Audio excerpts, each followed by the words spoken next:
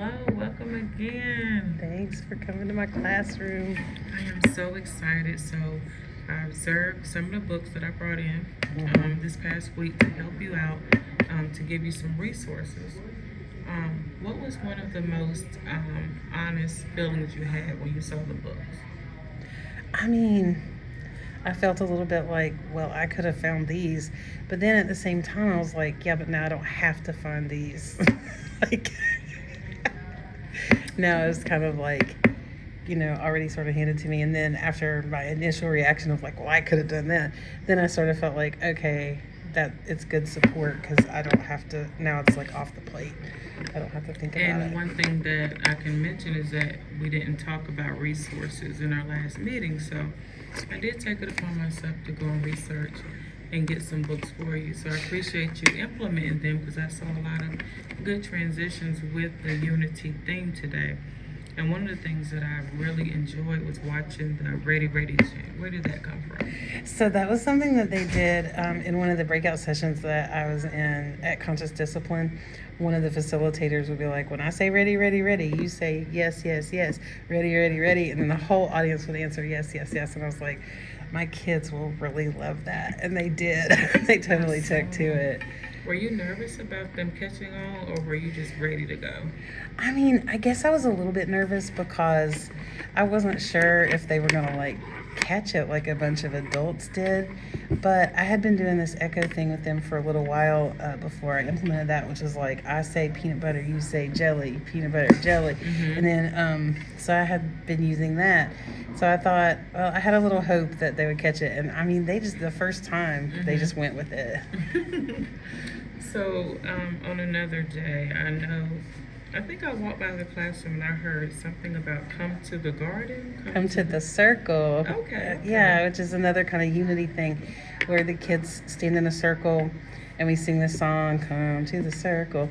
And the way that I like made it sort of like even more unifying was I had them put arms on their shoulders and then lean in rhythm with each other, so everybody had to lean one way and then lean the other way, and in unison. Yeah, and we did a demonstration.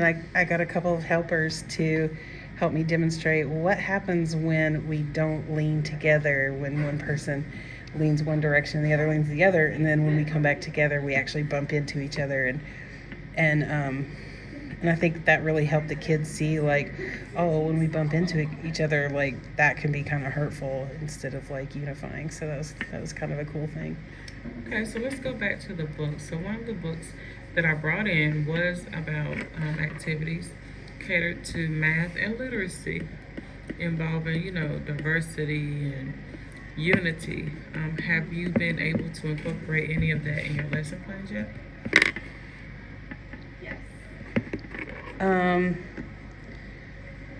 I mean, so which book specifically are you talking about? The one where it says diversity and multicultural activities? No, I haven't. I guess I haven't really thought about implementing it as far as math and literacy goes yet. You just wanted to get it in there and... Yeah, more so I thought about it as like a group activity in large group for us to kind of like do in large groups. So I guess that's really where I started, and that's kind of where I am. So when I came in, you were during transition time. So what about your morning meeting? I wasn't quite there for that. Did you incorporate anything during your group time? Well, so at the end of the meeting, did you notice that there was kind of like a partner activity where they sort of went off to their center time as partners? So I've been doing this thing like to help them sort of like, and I pick like intentionally kids that don't necessarily play together a lot, that I don't see playing together a lot, and I taught them how to do like a do-si-do dance move. And so then I like sort of sing to them. So that's totally brand new. Yeah, so I have just started doing that recently, and they just learned to do this do-si-do thing, and I had taught them to do the do-si-do thing, and then I decided that I was going to incorporate a song with it. So the song is like it's a song that's like always been around. I feel like it's nothing new to preschool teachers, which is that that song that's like you call the child, so it would be like, Rosman, please come to the middle. Let me see you jump. Let me see you wiggle. So instead of that, I called two kids at the same time. And then instead of turn around, and please go to a center, then I'll say do-si-do and do-si-do and please go to a center. And so then they like have to work together to figure out how to like get linked up and going in opposite directions so they can dance around each other. So So cool, so cool. So, doing the do-si-do, what kind of reaction have you gotten from them? Do you feel that they're starting to incorporate unity in the classroom independently? I mean, I'm seeing a lot less of the like squabbling. And I'm seeing a lot more of kids using their voice to tell other kids, I don't like it. You know, today, I know you weren't there today in the classroom, but today I had to coach a child who was just adamantly not giving the toy back to his friend after his friend had said, I was still playing with that, please give it back. He was just adamant, and I had to say to him, you know, really think about later on when you want to play with your friend, how is your friend going to feel about wanting to play with you, and trying to coach them to think about, you know, they're not really developmentally ready to take perspectives, but being the extra perspective for them to kind of examine when they're in that place where they feel so stubborn.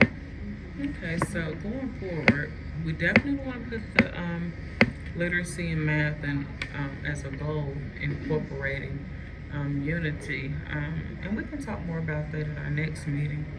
But until then, I'm very confident that you have what it takes to continue this. And what is going to be your next goal? So with the kind of school family model with conscious discipline, one of the things is to get the children doing more of the, I guess, work of building the family, getting the kids to do greeting instead of me, you know, having them choose their job instead of me asking them, hey, will you be the table wiper? You know, those kind of things where they really begin to like see ownership of it as a family and to think of each other as their teammates. And I think that's kind of like my next place. And before we end, one thing that I did notice is that when I looked at your job chart, I noticed how you may have meal helpers, but you also have substitute. Yeah. So to me, they're still building on, you know, unity, building this classroom family. Yeah, I guess you're right. That it really is part of that. All right, Robin. Well, it was nice talking with you, and we will Thank you. continue this next time. All right.